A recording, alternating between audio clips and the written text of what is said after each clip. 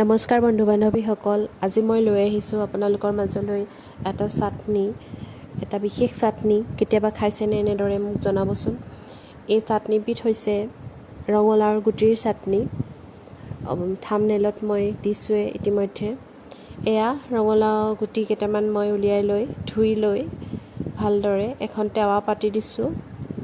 তাত মই অলপমান ফ্ৰাই কৰি ল'ম। তেল নিদিয়াকৈ ফ্ৰাই কৰিছোঁ মই।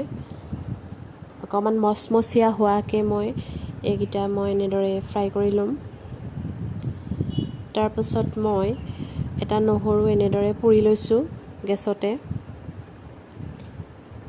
ফ্ৰাই কৰি হোৱাৰ পিছত ঠাণ্ডা কৰি মই ৰঙালাওৰ গুটিকেইটা মিক্সি জাৰত ভৰাই দিছোঁ আৰু পুৰি লোৱা নহৰুটো মই অলপমান এনেদৰে ফুটাবোৰ ভাঙি দি এনেদৰে মই ফুটাকেইটা উলিয়াই অকণমান এটা কৰি দিয়া নাই, জাষ্ট অকণমান ভাঙি দিছোঁ।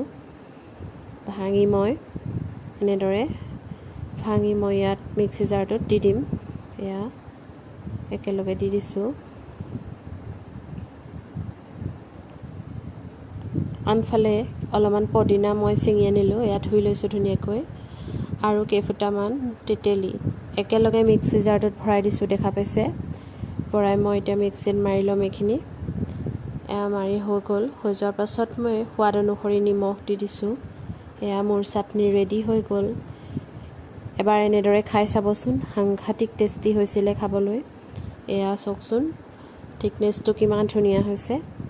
এবাৰ এনেদৰে বনাই খাবচোন আৰু মোক জনাব কেনেকুৱা পালে। খাবলৈ বহুত বেছি ধুনীয়া হৈছিলে।